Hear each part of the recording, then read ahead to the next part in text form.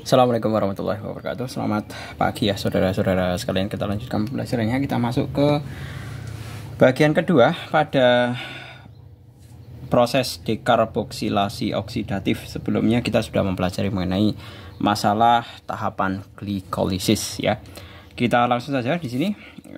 Dekarboksilasi oksidatif merupakan pemecahan dua molekul asam pirofat ya, hasil utama glikolisis. Jadi sebagaimana kita ketahui bahwa asam pirufat itu kan sebenarnya kemarin merupakan hasil utama dari proses glikolisis. Nah, hasil asam pirufat itu tidak berhenti segitu aja.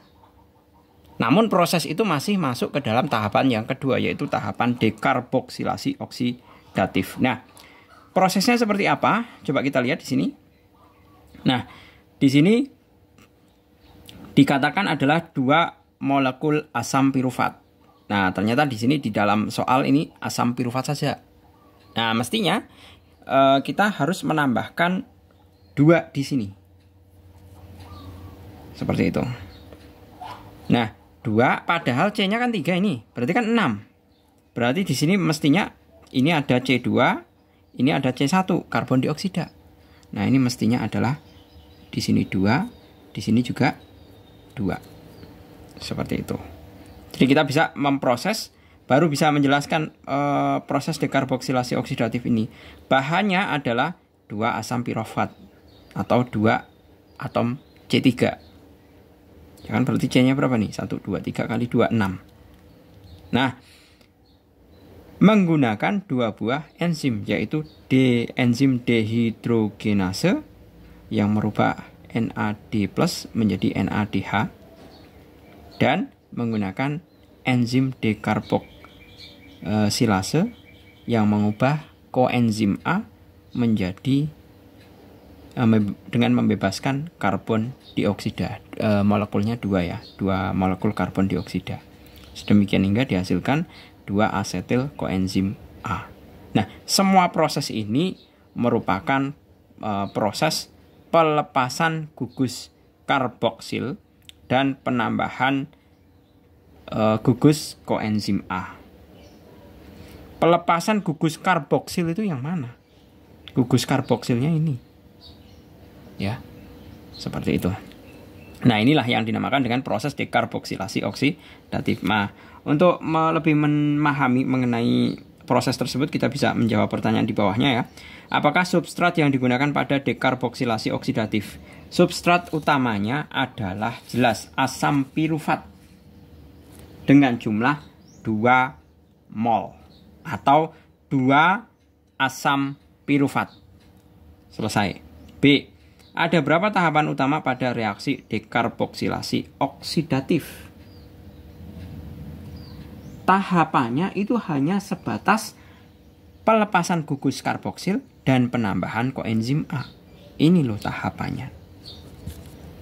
Jadi tahapan melepas gugus karboksil dan menambahkan koenzim A.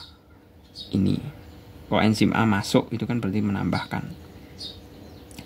Kemudian yang C, apa yang terjadi pada tahap pelepasan gugus karboksil dan apa hasilnya? Nah, pada pelepasan gugus karboksil itu jelas tadi saya mengatakan bahwa dia melepaskan 2 molekul karbon dioksida. 2 molekul karbon dioksida. Nah, ini adalah pelepasan gugus karboksil.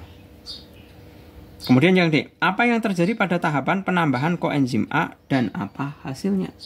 Nah, pada penambahan koenzim A ini akan menghasilkan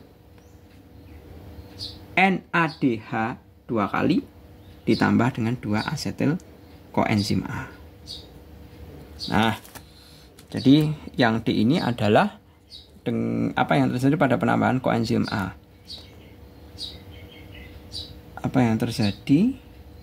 Yang terjadi adalah menghasilkan 2 NADH 2 kali dan asetil 2 asetil ya, 2 asetil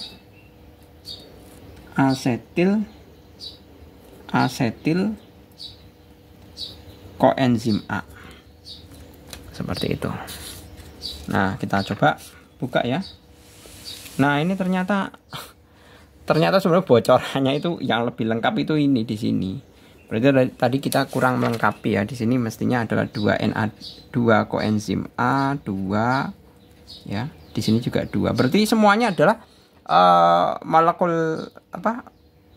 Istilahnya apa ini? Koefisiennya semuanya 2 ya. 2 semuanya 2. Nah, terbukti di sini bagan dekarboksilasi oksidatif di mana sudah dilengkapi dengan koefisiennya ya. Ternyata benar itu semuanya 2.